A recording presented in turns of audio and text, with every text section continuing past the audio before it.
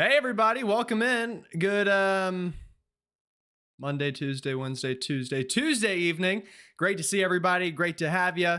And I think we're gonna have a terrific evening. So let me know where you're watching from. Let me know how you're doing on this wonderful Tuesday. We're gonna have plenty to discuss as blizzard potential, guaranteed nor'easter, I would say at this point, is gonna try to work up the coastline. Who could get in on the big time snow? Right now, anyone from Georgia and Tennessee all the way at the eastern seaboard is in at least the potential for snow. And I'll talk about who I think has the highest chances, who I think is really gonna luck out with this. And again, we're gonna be breaking all of that down for you in this evening's video. I do ask right off the top of the bat, or off the what's the expression, right off the bat, right off the top, I don't know. It's been a long week and a half between last weekend's storm and this weekend's storm upcoming. I do ask though that you like the stream, and if you haven't already, go ahead please and subscribe to the channel and hit the bell for the latest notifications. Folks, very exciting news. Just over the past 30 minutes or so, we crossed 90,000 subscribers.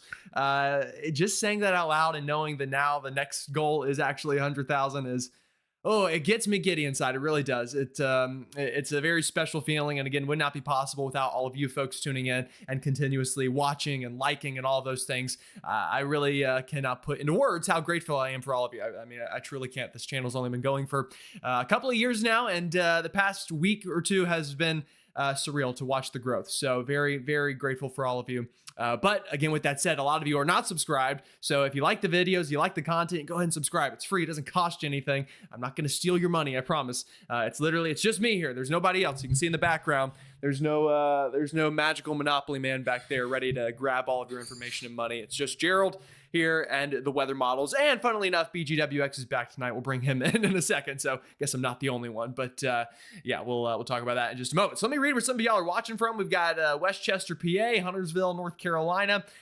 We've got South Coast of Massachusetts. We've got Clemens, North Carolina, Atlanta, Unity, Maryland, James Island, South Carolina, Wake Forest, North Carolina, Shelby, North Carolina. Beautiful town Shelby is. Cape Cod, Massachusetts is watching. Hampton, Virginia. We got Greenville, North Carolina, home of the ECU Pirates. Charlotte, same here, obviously, if anybody was unaware. Goldsboro, North Carolina, Rhode Island, Fayetteville, Smithfield, Virginia, Norfolk, East Tennessee, Aiken, South Carolina, High Point. Yeah, we got a lot of folks from the places I kind of expected tonight, and that's right along the East Coast, and that's where this storm is going to absolutely potentially be running up the coastline. So yeah, y'all are blowing up the chat. Love to see that. Thank you for letting me know where you're watching from and all of that lovely good stuff. Even some, we've got some Indian Trail in here. We got Walhalla, South Carolina, not far from my hometown of Pickens. All right, let's see. And I'm assuming hopefully everyone can hear me. Let me know if you can hear me. Somebody said they couldn't. They might need to refresh the page or do a little tweaking on their own end, but I'm hoping everyone can hear me in the chat and in the video. All right. With that said, I'm going to go ahead and bring in tonight's once again special guest, the one, the only BGWX. Brady, it's great to have you, and we are very blessed to have you joining us again this evening. How are you doing? Yeah, I'm tired. I'm not gonna lie. I've tracked Yeah, 2 weeks straight of that winter. makes two of us. I've tracked 2 weeks straight of winter storms here that have both jackpotted here in New England. Um, so it's safe to say I I got a long week ahead of me as well, and it's gonna be the Mhm. third week a row. But I wouldn't change it for anything because I love forecasting this stuff for everybody, and I also love the process of seeing the forecast evolve and happen, and then all of a sudden you got these massive snow mounds sitting in your yard. So it's a process here. We ended up with 2 feet for anybody curious, which is Nice, impressive. nice. Yeah, Um, that is good. and excited to excited to see what's gonna happen here. Happy to be with you. Yeah, and we're happy to have you. Brady, if you will, comment the link to your channel so I can pin it. Everyone, again, we ask that you also subscribe to Brady's channel. He has been a huge help here at GMWeather headquarters for the past a while now, actually. So, again, we're very grateful for him, and help his channel out as well. He'll go live after me this evening. He'll have plenty of information all week on this storm, so he's a wonderful source as well for weather information for really the entire country, but he is especially good with East Coast stuff, which, funnily enough, happens to be where many of you are watching from. All right, so with that said, we can go ahead and get started, and I'll be happy to answer all the questions you have tonight. Don't worry, I'll do an actual, question answering at the end, but any super chats before that point will automatically get answered as soon as they come in. Obviously, if there's a bunch of them, I'll have to do them in order, but just so everybody knows, that is kind of the game plan this evening. And there's Brady's comment. I'm going to go ahead and pin that. Again, you can subscribe to his channel. It is pinned in the description. All right, with that said, let's go ahead and dive on into things. So next to me, looping right now, is the latest run of the GFS American model. And I'll tell you, the GFS has been mighty consistent with this storm. Notice it explodes. We get bomb cyclogenesis, as we call it. Basically, if you don't know what that is, one, it's partially a fancy term that the media made up because it sounds cool, and I'm going to use it because I think it sounds cool too. But from a scientific term, we do actually have a thing that means. Basically, if a low pressure system can drop at least 24 millibars or deepen 24 millibars or strengthen 24 millibars, however you want to look at it, if it can do that within a 24-hour span, it can be classified as a bomb cyclone. And I have a pretty good feeling this one is going to do it this upcoming weekend as we continue to kind of track things. So you can see that that's kind of what the GFS model is showing. And if you're worried, like, okay, well, maybe Gerald's crazy. Maybe he's off his rocker. Maybe I just don't like that guy, and I don't think he's very good. I like sticking with the experts. Then, well, guess what, everybody? You're in luck, too, because the Weather Prediction Center also sounding the alarm that this storm has a very high-end probability of getting going. In fact, this is the probability of at least... In fact, I also just realized I forgot to load up my drawing utensil, so I'm going to do that here on the fly. There it is. We can now pull that on over. But the Weather Prediction Center highlighting that there is a high-end probability of at least minor winter weather impacts. This is starting for, I believe this is Friday or Saturday.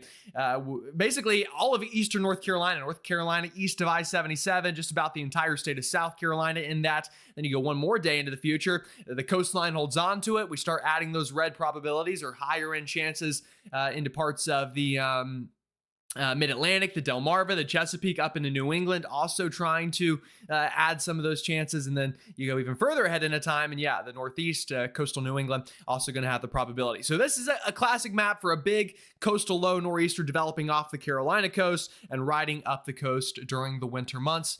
It is, again, about as perfect as you could ask for if you're looking for high-end chances of a big nor'easter, is what the models there and what the experts are all indicating seems to be a likelihood.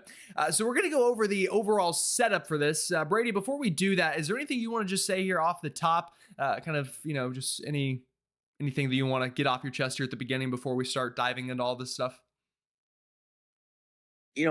One thing, I wish those graphics from the first one would make the dates louder, because I feel like some people That would would see be that nice. I first know. one.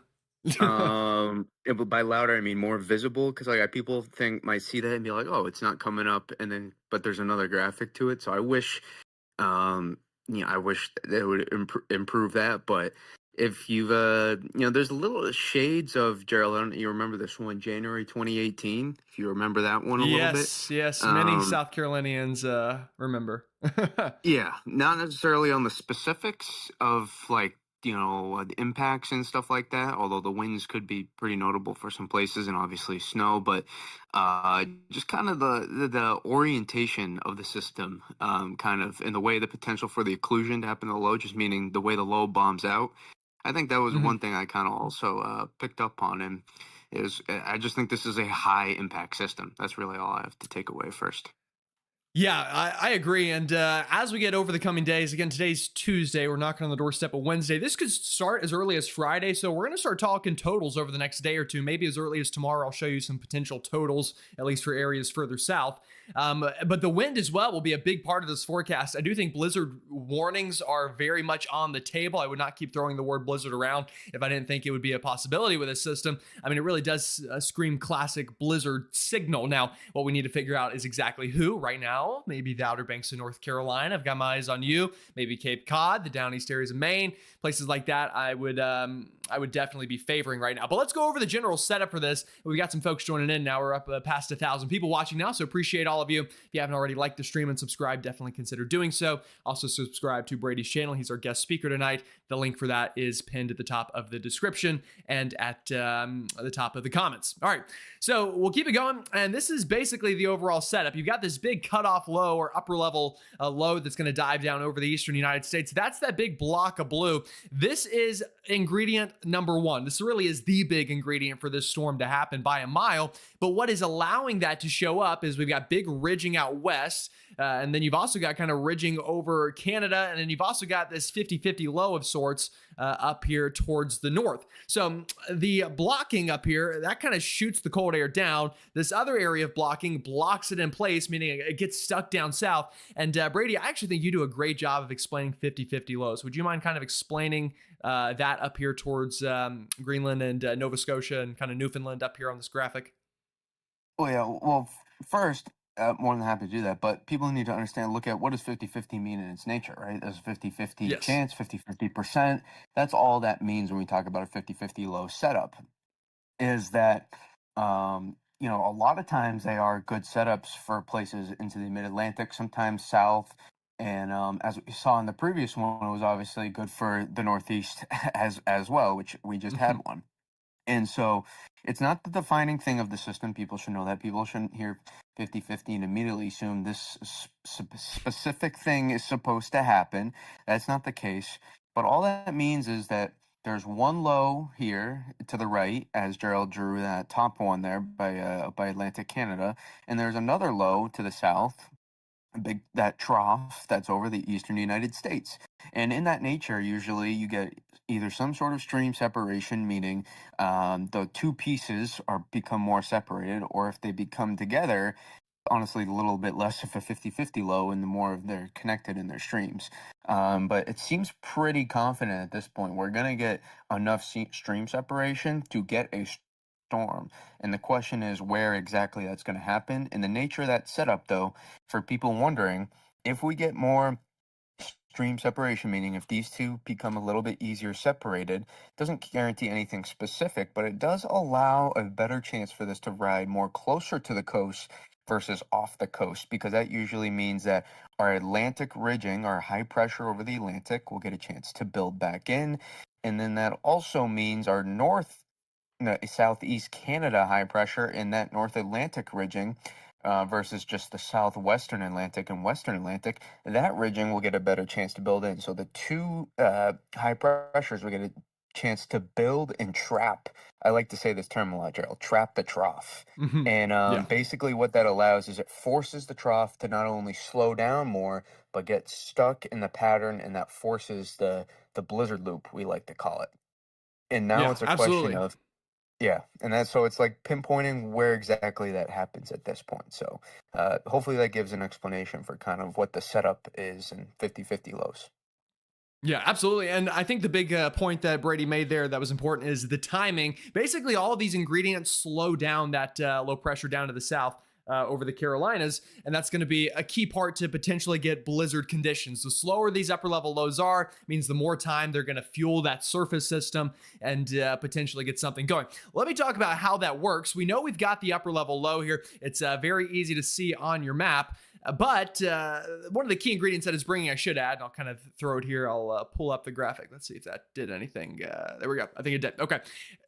One big part of that is it's going to bring cold air. These are your temperature anomalies, folks. We're going to get put in the freezer this weekend. Basically, everyone east of the Rockies is going to be well below average in their temperature department by the time that we get on into especially the weekend.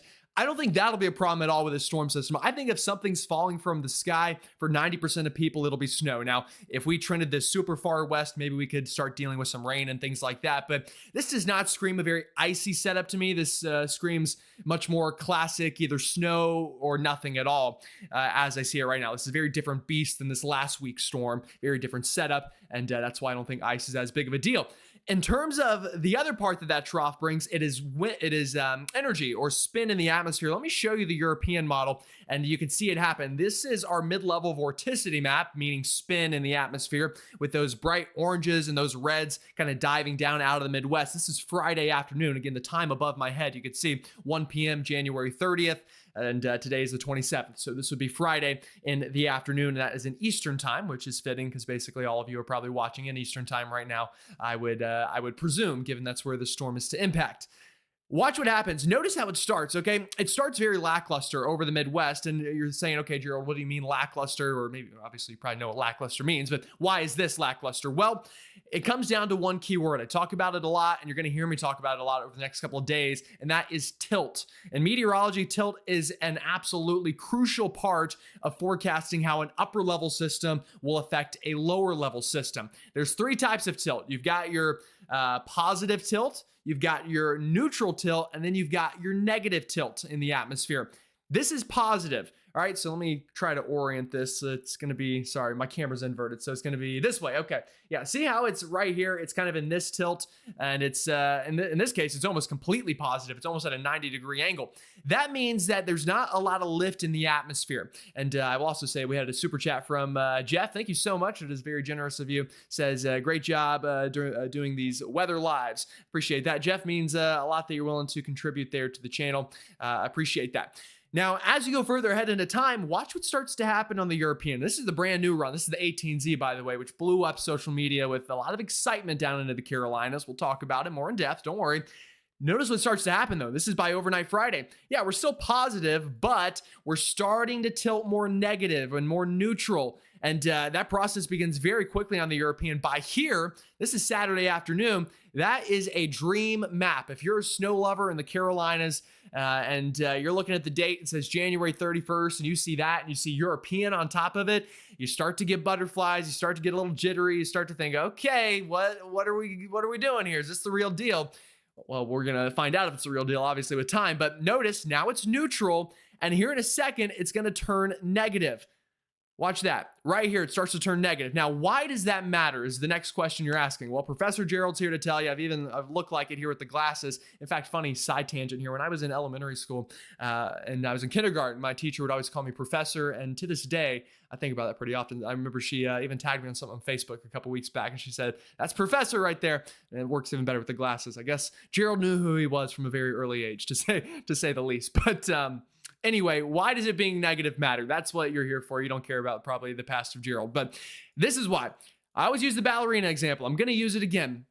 You've got the bowling ball trough, and notice down here how you have the wind barbs. I know they're very hard to see. They're very tight, but I'll just kind of circle right into here. You have very strong winds. In fact, you know what I can do is show you on another map. We have the technology for that. We have the tools, don't we? I'm willing to bet this is probably, yeah, beautiful. Okay, awesome. So you can see what starts to happen. All right, winds over here. They're not overly strong, but winds start to speed up as they get into the bottom of that trough. Now, think about a ballerina. Whenever a ballerina is not moving that quick, generally, what do they look like? Well, their arms are spread out. I know you can't see me all the way, but see, arms are spread out here, okay? That slows you down. You got to speed up to go into the trough, though, because that's where winds are getting quicker. So what does a ballerina do? They bring their arms inward, and that helps them to really spin. If you've ever watched the Olympics, same thing happens in the atmosphere. Bring your arms in, or the wind coming together, converging, okay? Converging just means coming together. When wind does that in the atmosphere, in the upper levels at least, it starts to sink. And that sinking motion creates high pressure. So what you get is high pressure over on this side. And hey, guess what? What's that right there? That's blue. That's H. That's high pressure. Okay, well, that's starting to make sense. I like where this is going. The meteorology is doing the meteorology thing. Love it when that happens. All right, so now we sped up a lot going into that trough. Now we got to slow down leaving it. Now I know the colors here might make you a little confused. Pretend that that's slower. Again, this just happens to be at one level in the atmosphere, but pretend that the winds are the fastest right here in the bottom, okay? So I slow down. I'm still a ballerina. What do? I bring my arms back out. It's that simple. It's basic physics, okay? I'm bringing my arms out, or in this case, the wind is diverging now. It's separating. What starts to happen whenever wind separates in the upper levels of the atmosphere? It's like you're swimming in a pool. You're doing this. Okay, water is getting removed. But guess what? The water doesn't stay removed forever, does it? No, it gets filled back from the bottom of whatever water source you're in. That creates rising motion in the atmosphere. That rising motion lowers the pressure. You get lower pressure. And boy, oh boy, what do we have right here? An L, low pressure. Beautiful. Love it when the math makes sense. And it does exactly that in a situation like this. That is what we're seeing. We're seeing low pressure develop. On top of that, remember, we've got the Gulf Stream, we've got warmer waters down here. So you're adding that lower pressure. Lower pressure starts to spin counterclockwise in the northern hemisphere due to Coriolis. I'll explain that maybe another day. But Because of that, you start spinning the temperature boundaries. Guess what? That creates more instability. You start spinning quicker and quicker and quicker. Next thing you know, you've got a bomb cyclone exploding off the southeast coastline. That is the setup that we're dealing with here on the European. Now, what is so crucial and what is such a tough part and important part of the forecast is what I showed you a moment ago. Did I still have it pulled up? Yes.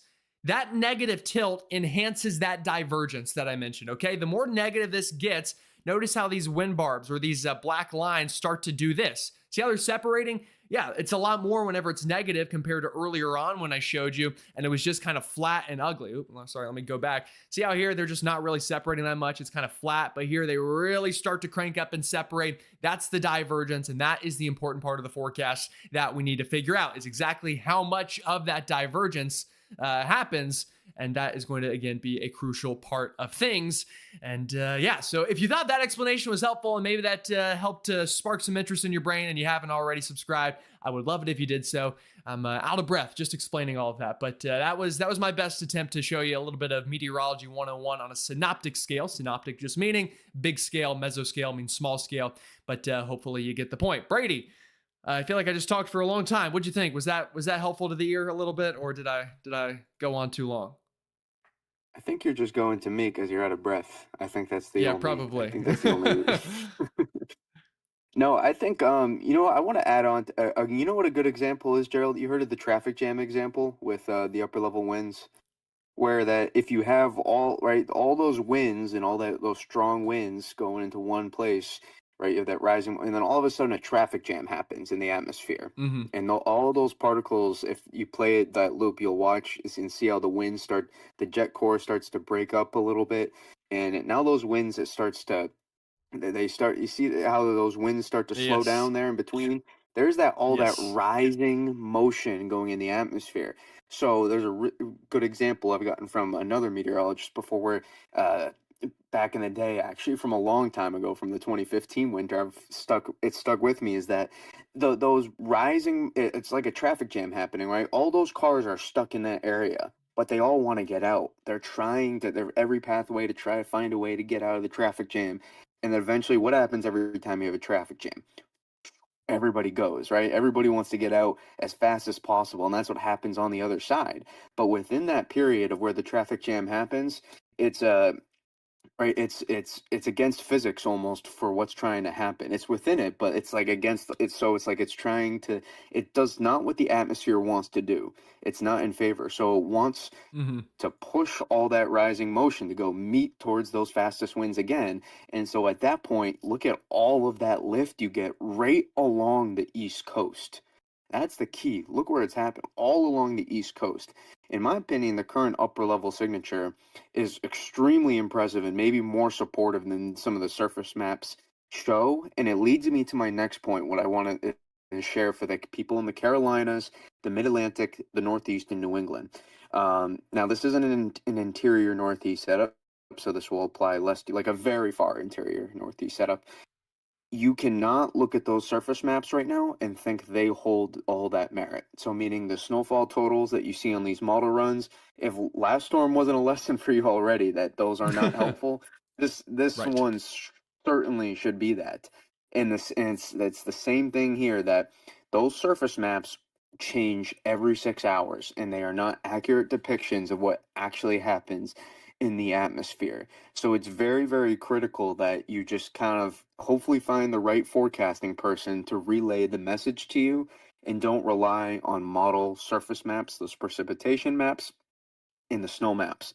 They're awful in terms of depicting what's actually going to happen. So that's one of the biggest takeaways I hope you can take away from that is, Gerald and I will be looking at everything but the surface maps basically until the very end. So Yeah, that's my absolutely. takeaway. And right. And I know like the maps, I'm going to show you like the European and the GFS, and you're going to get excited. But at the end of the day, I show that to you to give you a general idea. But I don't want anyone to take specifics away at this point because, again, today's Wednesday. This would be a weekend storm. So, I mean, we're not La La Land by any means, Brady. We're not talking about, the 240-hour No, GFS, but, storm's we happening. do It's still a have a way matter to of go. where.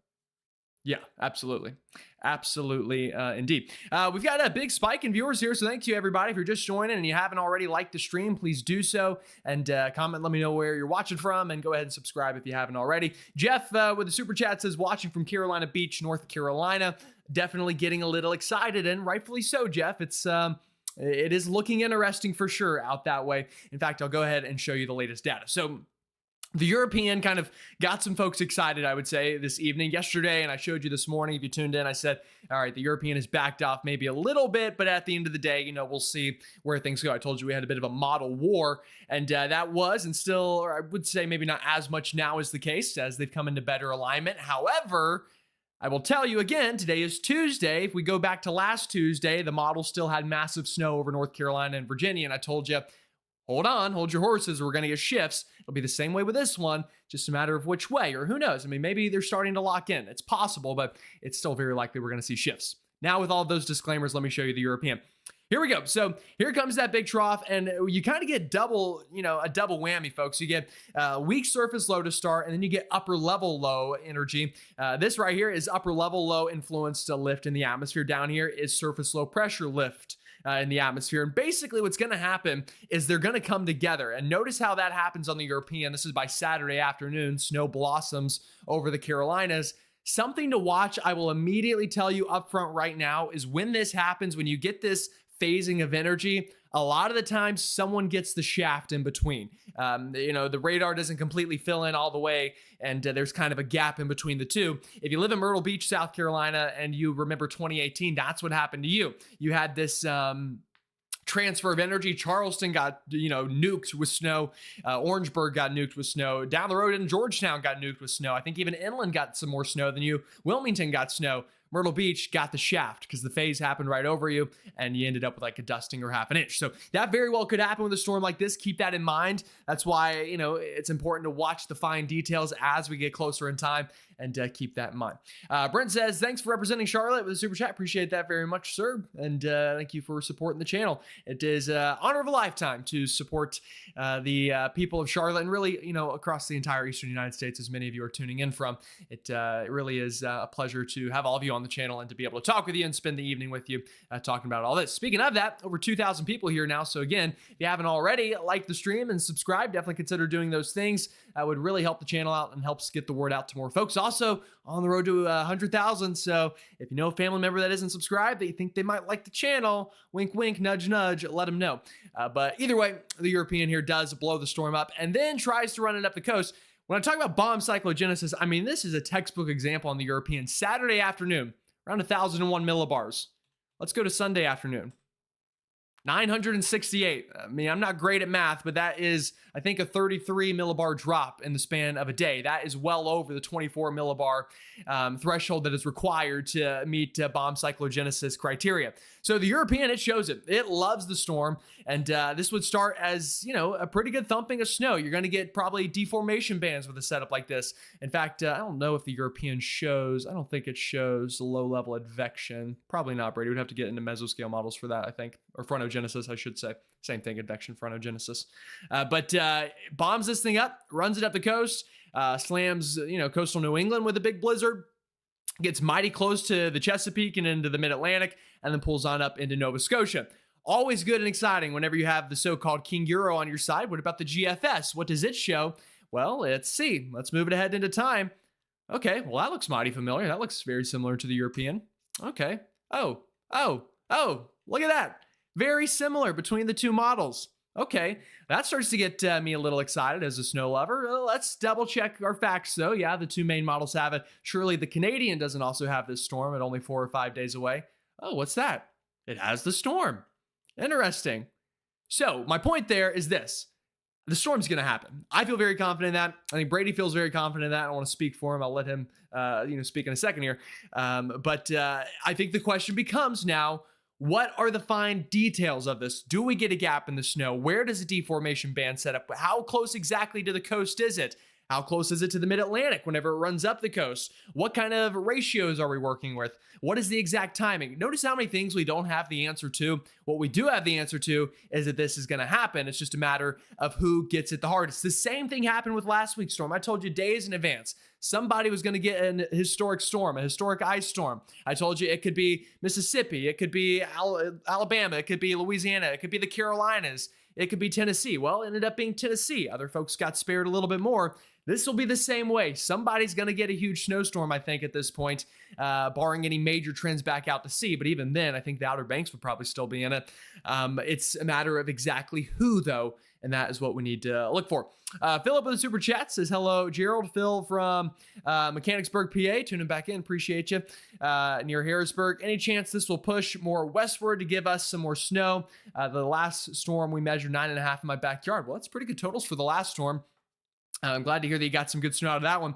It's absolutely possible. If I show you this on the, let's go back to the GFS just to show you kind of the trend possibilities. Harrisburg is a little far for this one. We're going to need a pretty serious trend, but by the way, flash warning for everybody. Your screen's about to flash a couple times, so turn away if you need to. I will say though, look at the trend on the GFS. It is bringing it more that way. So, something to watch, but with all of these big nor'easters, there's always a very sharp cutoff on the on the edge of this between where the rising motion and where the sinking motion is, basically because low pressure, it's just fanning out in the upper levels, and that fanning out has to come down somewhere. Same reason hurricanes have very sharp cutoffs at an edge, for the same reason. So it's possible, Phil, but I'll be honest, I think you're gonna need a lot of work out of it to get there. All right, Brady, I know I said I was going to bring you back in, so take it away with what you'd like to add to everything I just threw at the microphone. I think one thing should know, Gerald, is this precipitation map that we're looking at right now.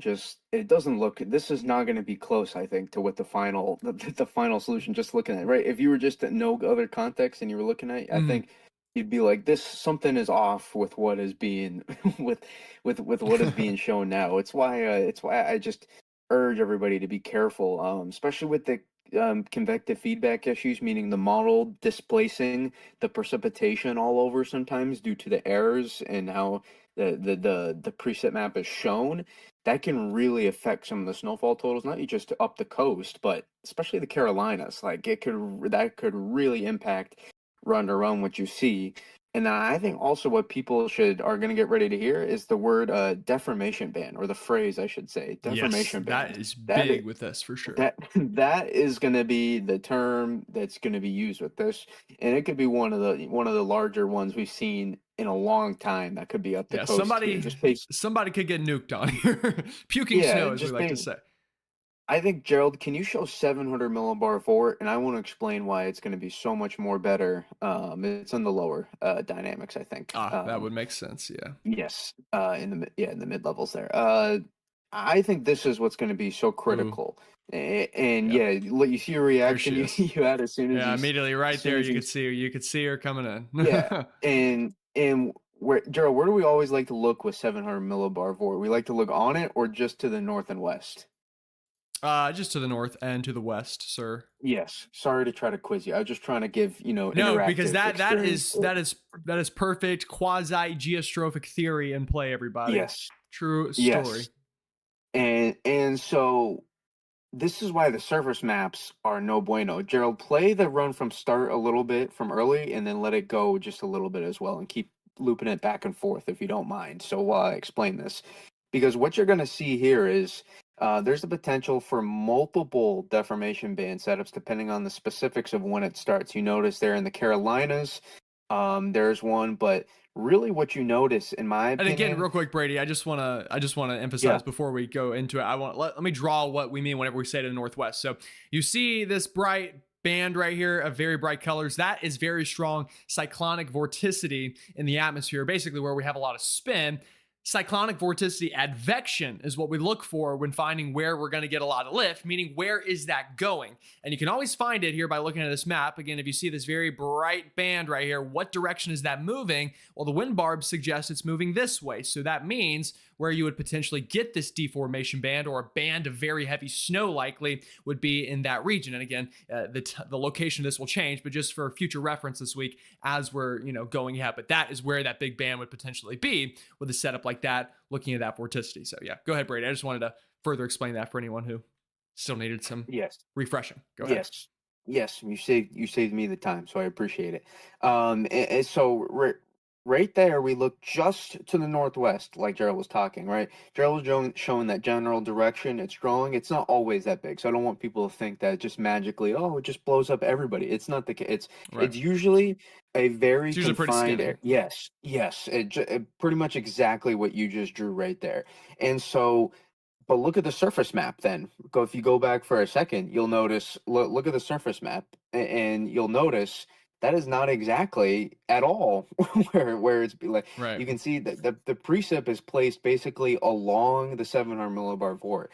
And this is a matter of, do you care what the When it model runs should show? be right in Yes. here. Do you So care if we what overlap and you that, see, yeah, doesn't and you'll match. see it will pivot, not quite, right? You see how the heaviest is just to the southeast versus that's the Mhm. light precip. So this is what I'm talking about. And if you play another 6 hours, you notice, well, look where the band sets up. If you play those, look at that. That is right there. That's Western Long Island. That's all Jersey coast, Jersey, Delmarva. Yes, it's right there. And it's maybe New York City, it could be close. That is where you're looking with that setup. So this is a matter of, do you care what models show right now, or do you care about the end result?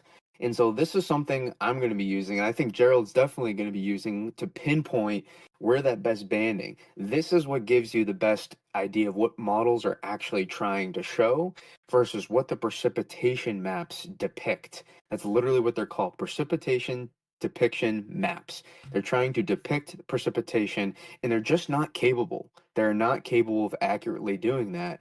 And so this is something I think is very, very important, because it could be one of those cases. The GFS mall showed 22 inches over my town, but I got 13. And just to the west of me, though, got 26 or something, let's say. And you'd be like, well, the model wasn't actually trying to show it for you.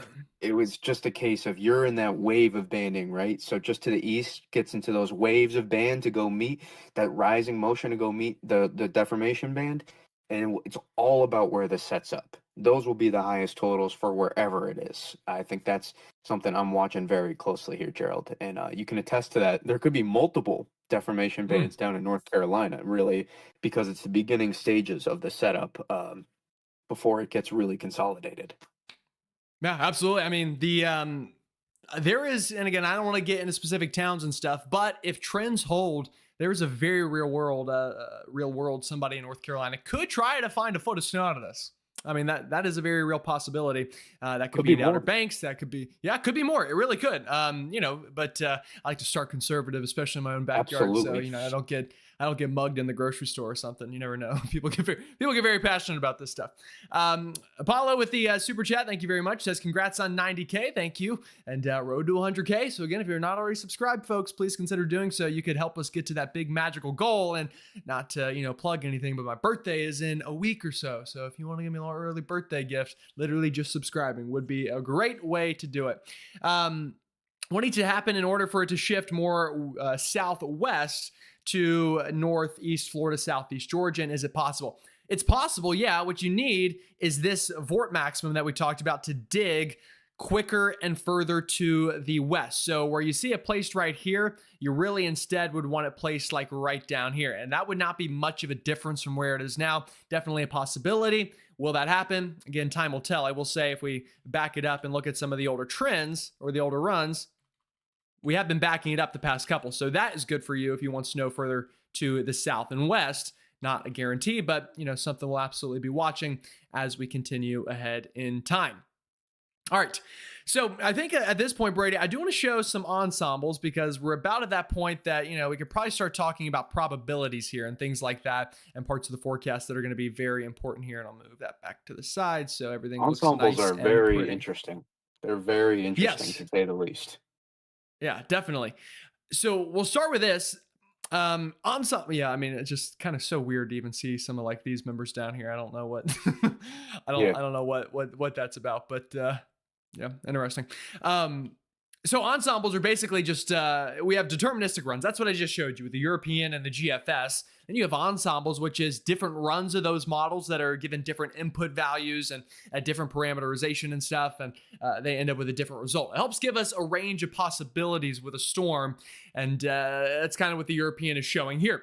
Notice you have kind of a big cluster of members showing that this storm would be right in prime territory, for big sorry, for big Carolina snow. Sorry, I had dinner right before this. I don't know what it is. I get very burpy on live stream for some reason. It's not very gentlemanlike of me, but sorry. Low pressure though off the Carolina coast. You'll notice though there is some spread here. Like you've got some weird members down here. You've got some members further offshore. Something that is important though, and I do want to show this. If I go to 96 hours and we look at the model trend, so how has it trended over the past day or two? Notice multiple runs ago, it really didn't show any storm. And then we'll go, we're going to go. Oh, wait for it. It's going to happen. I promise. Is it going to move now? Yes. And we go newer and newer. Notice you had a big jump. It really showed up here. This was back at, let's see, when was this initialized? This was initialized like Sunday night. So Sunday night, the ensemble members jumped on board. They started saying, all right, the storm's going to happen. Newer run, newer, and then the newest. Notice we're starting to slowly consolidate things and slowly tick it west a little bit, but you do still have, this big cluster way off in La La Land. So we're gonna need to get rid of that and get them to come join the party before we're guaranteed on things. But that's kind of Hey, that's can I that's jump what we're in there watching. quickly, Gerald? Yeah, I go for think it. that's convective feedback issues. I think it's the models jumping onto the other low pressures. If you look on some of the regular runs, you clearly see it that there's like another low pressure that models are trying to form almost. And it kind of skews these ensemble maps a little bit. I don't think that's the actual storm itself. I think it's just models kind of jumping onto this like southeast like low pressure that's Right, kind of I see what you're talking about there. Yeah, off the yeah, I see what system. you're talking about. You see That's all the that main storm, and convection that's way off the yeah. yeah. Yeah, I think Great point. that's what you see. But there still is a large Western cluster versus some Eastern outliers, which I think is interesting. So you're doing fantastic. Keep going. I just wanted to No, add that's that a great point. No, thank you for context. for putting that in. Yeah, I love to. I didn't even think of that. That is a fantastic point. Super chat from Sean says, "Your educated guess. What would you see for Richmond, Virginia?"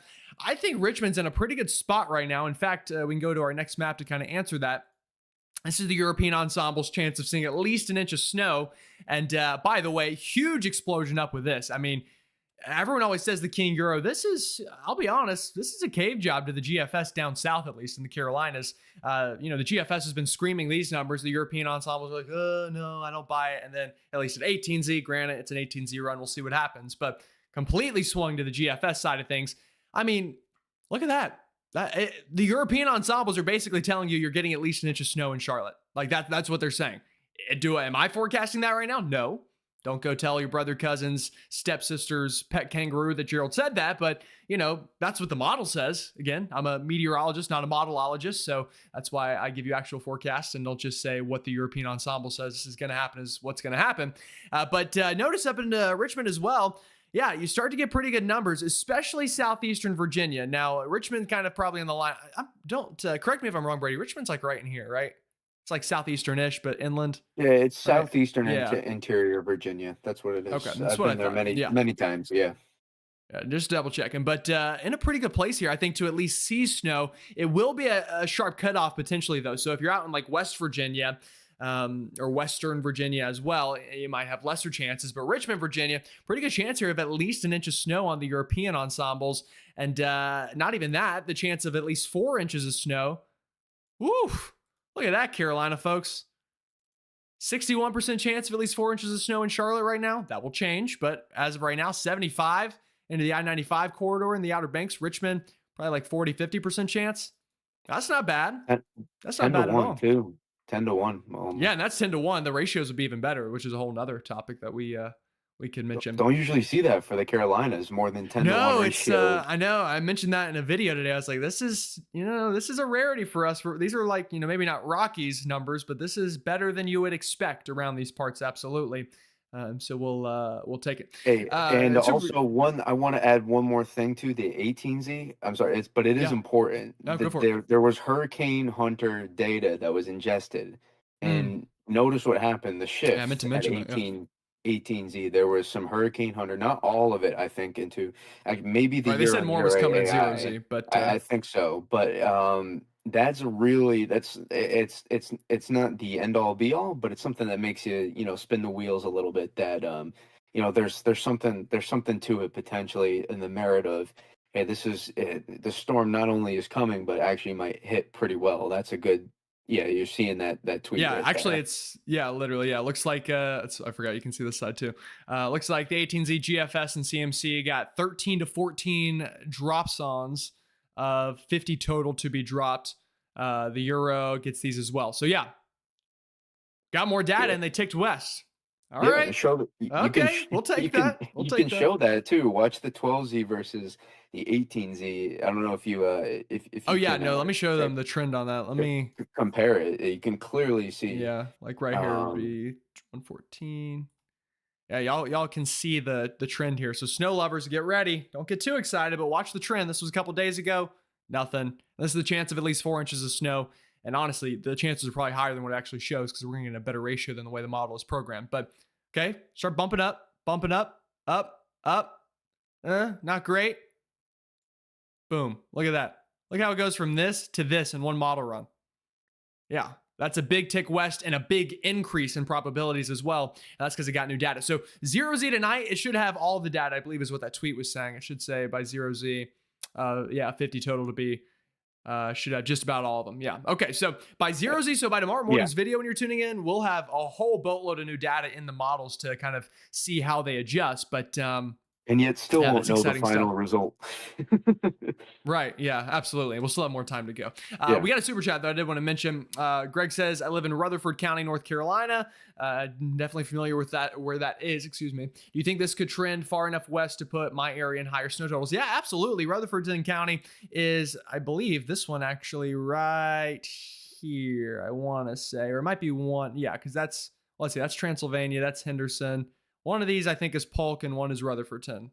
Either way, it's right in there. I'm having to remember my Western Carolina geography. It absolutely could trend that way. Again, the trend is your friend right now. I mean, you went from this afternoon or yesterday, basically no chance of good snow to now being bumped up to, a 20, 30% chance. So trending in the right direction. And either way, I think you'll get some of that upper level energy to work over and bring some snow.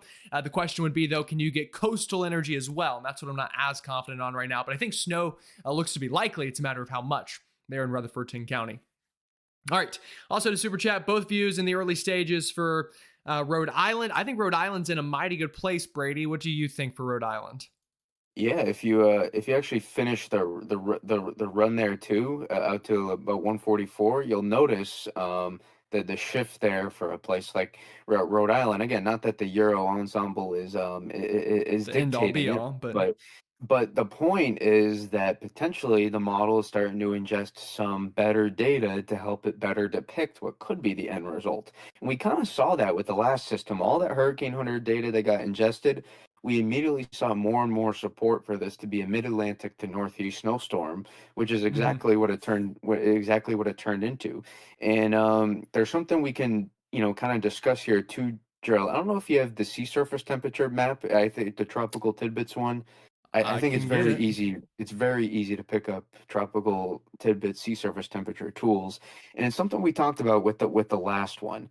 For those that know, we do everything on the fly here. Gerald and I do not have some massive pregame We have, yeah, so we have no idea what we're doing. We plan. jump on a phone We call and have just start talking, such good basically. we have such good rapport now. We know we Yeah, can do it we just, in the middle yeah. of the stream. In fact, So funnily enough, when I was pulling up the maps, I knew you were going to ask for this one, and I still didn't pull it up. But yeah, go ahead. Yes, this is Gerald's going to draw it out for you guys here. Notice the sea surface temperature gradient along the coast here, and this is what matters. You see, there's two of them. One that rides up the coast. That's just the first one. There's not two there, but then there's another one just close to the coast as well, and there's one off the Gulf Stream, and that's connected. And so what you notice is there's one that kind of that would peel the storm more off to the east if we're to follow that, and there's one that would allow it to go more up the coast. Right now, the way we're looking, especially based on the support of ensemble guidance, I think we support a track closer to the first one, where just because of the orientation of the system, Gerald, at that point, right, when that gradient is riding up to the coast, and it's that low is going to be tucked, we're going to turn the trough negative at that point. Like we're going to be negative by the point the storm is starting to cross the Carolinas, and that will allow the Hmm. storm to push a little bit further north versus east, I think, at that point, because now the flow is being backed off the Atlantic. All that moisture is being forced to the northwest, and now the storm, as a result, has to get pulled that way too, just due to the orientation of the trough and where that rising motion, that all that lift is going into the atmosphere. And so at that point, it draws, I think, a baroclinic zone, that thermal gradient that helps create dynamic weather temperature gradient. That's all that means, folks, is that gets pushed, I think, further northwest. How does that relate to Rhode Island?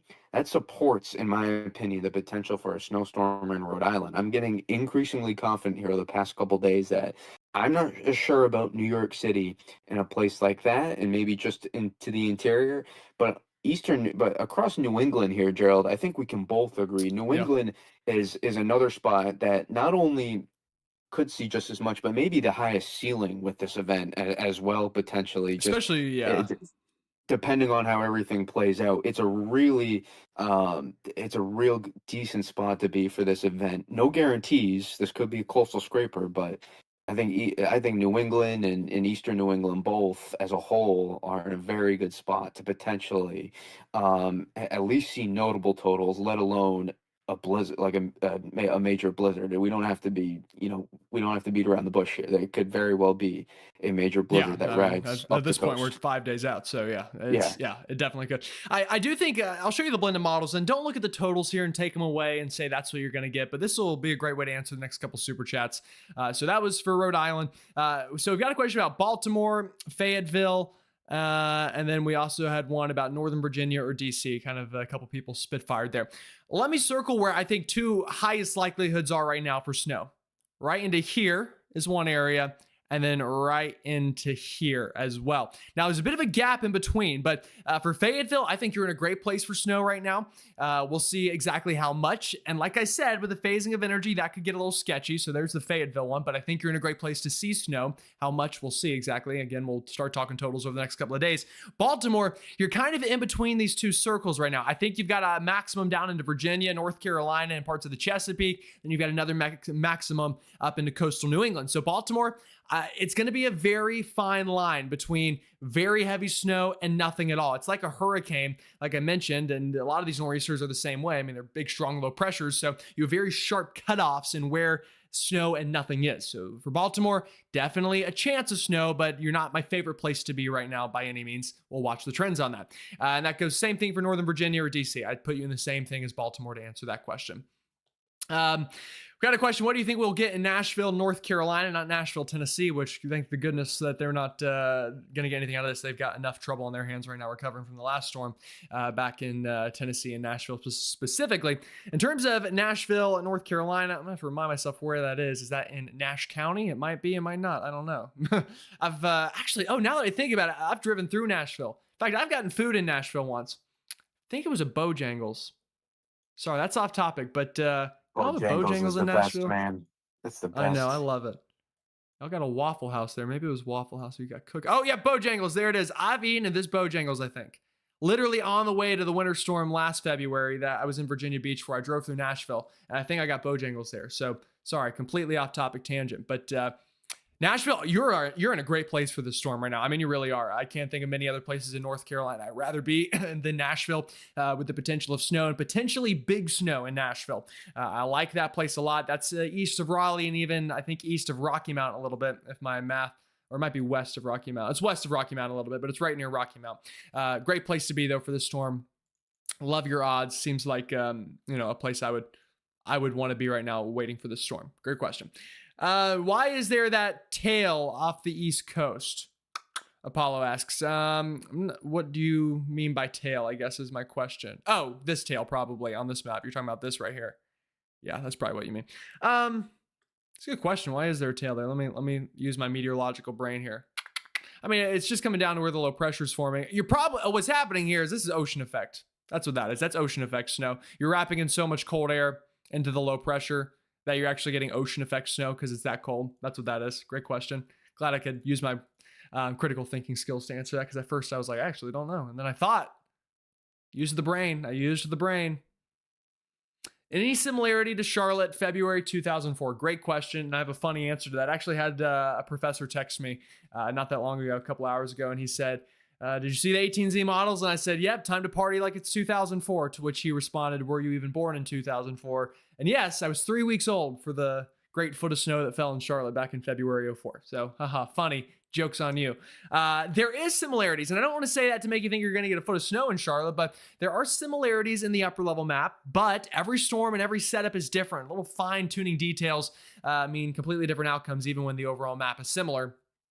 For example, this last week was very similar to the 2002 ice storm in its presentation, and it was nothing like that in Charlotte. We got mainly sleet and avoided the worst of it. So again, don't want to get your hopes up, but there are similarities in it. I will give you that since you asked. All right, Mason with the super chat says, hey, thanks for all your coverage on the last storm. How does Allentown, PA look for the upcoming storm? Right now I'm saying 20% chance for snow. Yeah, Allentown's going to be a little far inland, Brady, I think. If we trended big, we could get something there, but I think this is more of a coastal storm right now. What say you? I think it's in play. Just it may not be the best spot for the biggest Right. totals, but I think from a precipitation shield perspective, I think absolutely could be in play to see some snow. But definitely not necessarily the most favored. But keep a very close eye because we're still kind of trying to pin down the specifics, and depending on how exactly the system wraps up along the coast, you could easily be in play with this system. So not to try to get your hopes up, but just want you to realize that it wouldn't take a lot to for models to change what you see now that to bring your hopes a lot more higher. But I would keep a close eye on the forecast, but not the most favored area potentially to see the most out of system for snow, but also wind too, Joe. I think that's another component that we have not even discussed at all is that the wind with this system, especially Yeah. you're going to have high pressure from the west and to the north. Yeah, pressure And gradient will so be on that's steroids. that's a high barometer potential right there, and then low barometer as well, meaning you're going to have a strong low pressure, and strong high pressure. That creates oftentimes some of the strongest pressure gradients and some of the most intense winds we see with winter storms, and that gradient has a chance to be very, very tight and potentially produce very strong winds. You do not need to see a lot of snow to see a blizzard with this. You could see just a few inches of snow potentially, and you could see a blizzard because quarter mile visibility, 3 hours of 35 plus mile per hour gusts, and falling or blowing snow. Snow can already be on the ground, whatever, it doesn't matter. Just snow moving in the air, quarter mile visibility, 35 mile per hour gusts. I can almost say at this time frame, Gerald, I think you can agree too. I think we're absolutely going to hit that for some locations. I don't know Yep. where exactly yet, but Outer Banks seems almost like a given. It Almost feels like like a at this slam dunk. point. Yeah. Yeah, If and I didn't then have to work at the station this weekend, y'all would see me driving to the Outer Banks live the entire time streaming it if I didn't have WCCB duties this weekend. I can tell you that much. yeah, absolutely. And then coastal New England as well seems almost like a Yep. in Those eastern Long definitely the Island. hotspots. Those places, regardless of what happens, seems like they're gonna probably have a shot for blizzard conditions with this storm. And we're really concerned about some of the coastal flooding potential. I have no idea about the Yeah. high Fair tide, the point. moon cycle right now. We'd have to look into that. But coastal We flooding, are storm approaching full surge, moon. that doesn't help. Yep. Yeah, so this is I want people to understand those impacts living along the coast too. That this you don't need actually really all up and down the coast, not just New England and Outer Banks for coastal. Coast you could see some coastal flooding and notable wave action, strong winds. You don't need to see a lot of snow to have actually notable impacts along the coast from this system. So I hope people understand that. Yeah, absolutely, for sure. So some more super chats to go through here. How about Virginia Beach? Oh man, y'all, I love that city. I love Chesapeake. I always tell people this: if I couldn't live in either of the Carolinas, Virginia would be the next choice. I know that's kind of a cop out because it's right next door. Love Virginia, Virginia Beach, beautiful. If some of you have been here for a year now, you'll remember I snow chased in Chesapeake, Virginia, in the Virginia Beach area last February. Had a blast. Did a snow angel in a gas station parking lot. It was a fun time. This storm though, It could be more than that. I'll be honest. Y'all got about a foot out of that one. I like Virginia Beach here a lot. I think you're in a great place, especially for blizzard chances. I think this will be a lot windier than the last snow you had last February, and you could get big time totals. So, great question. I think Virginia Beach is a great place to be. North Myrtle Beach. Yeah, also a good place to be. I think the thing with Myrtle Beach is, where does the low form and where does it start cranking? You can kind of see here in the data how you get a bit of a maximum here over North Carolina and Virginia, and it tails off a little bit down into South Carolina. This could be where that phasing of energy happens. So I'm kind of watching down that way. Columbia, and I hate to say that because I know Mitch West would kill me if I said it out loud, but Columbia, Charleston, Myrtle Beach, I get a little worried that, you could be on the bad side of a phase. I hope not. I hope Mitch West gets a foot of snow. I really do. I would sacrifice snow in Charlotte for Mitch to see it in Columbia. I really would. But that's what I would say about Myrtle Beach. Not a bad place at all. I mean, this is, we'll see. But just, something that my brain says there, and I'll answer it with honesty. What about Monroe, North Carolina? I think places east and southeast of Charlotte are in a mighty good place, I'd say, right now to at least see flakes fly. In terms of accumulation, it's all going to come down to the phasing of that energy. And, you could also be in that screw zone just as much as anybody else could. Be less worried about that screw zone up towards Virginia and towards the Outer Banks and towards the Chesapeake. But kind of in this yellow circle right here, that's where I get a little worried about the screw zone. Not a guarantee. I mean, this could just as easily be half a foot of snow as you getting nothing. But you're in a good place to at least see some flakes fly. But there's not many differences in the upper levels, Brady, between flurries and half a foot of snow out of this. There's really not very many differences at all. So tough to say 3 days out. Especially South Carolina. I mean, mean, you're going back to exactly where Myrtle Beach. Myrtle Beach is in such a unique location here where it would not take a lot for all of a sudden, we're getting 6 to 12 inches of snow just like that. Not that it's the forecast, it's just it would not take a lot to all of a sudden. Honestly, Myrtle Beach could be the potential for blizzard conditions. Even regardless of how much snow you get. You get a couple inches of snow in Myrtle Beach, and you have 40-50 mile per hour wind gusts ripping for several hours in a row. All of a sudden, Myrtle Beach is now in line for the potential blizzard conditions as well. Right. So this has wide range impacts, and I hope people understand that even if you do not see a ton of snow, you could actually have very notable impacts because anybody that's driven in snowstorms or blizzards before knows when that visibility gets very, very low, it is nearly impossible to see. I know sometimes, Joe, when I'm snowstorm chasing, I got my head out the window trying to see because I know the Just see what's windshield in is. front of you. Yeah, because I know the windshield cannot show it at all, so I gotta look out and kind of see what's going on. All right, think there's a car out there somewhere. It's somewhere Right. in the nighttime, but that's where so people could have a very high impact event without even seeing a half foot of snow, if that. Especially all these places, Gerald, that had just seen a ton of snow. You're not going to need that much snow potentially to create blizzard conditions with how the Arctic fluff's in place already. So I hope people kind of understand that it's not just the coast, even interior places as well could see some strong wind gusts with this system, regardless of how much snow you see. So I hope people can kind of take away that point and I don't want to say how high the wind gusts could be, Gerald, but they could be very, very strong with this setup. Yeah, at least A tropical storm very, strength, at yeah, least. yeah, you very strong tropical storm potentially as Yeah. well. At least, like this is. Mm-hmm. Yeah, absolutely. Looks like we're losing. Had a little internet hiccup there, everybody. I apologize. We are back now to better frame rates. So sorry for the little hiccup there on the internet. My internet's been a little in and out the past week, but sorry. I'll go back to answering questions though. Mandy asks about Oak Island / Southport. I was actually just in Oak Island, spent a week there this summer. Beautiful area. Love the North Carolina beaches. Oak Island, a beautiful, beautiful part of the state. Yeah, you are again in line for that potential for big time snow. You're a little bit further south of North Carolina, so I have more question marks for you than maybe up towards Elizabeth City. But you are definitely, in line for, at the very least, it'll be windy. How much snow and all you get, we'll see, but at the very least, it'll be windy. You have very high ceiling, but also the floor is there to be relatively low.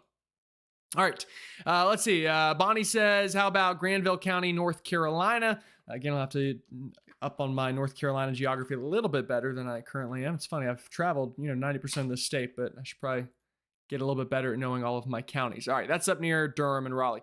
Also in a pretty good place there. Again, you're east of I-77, so that's kind of the benchmark in my brain right now to have high confidence that you're in a good place to see wintry weather is being east of 77. But again, we could expand that further west in my mind. So good question there.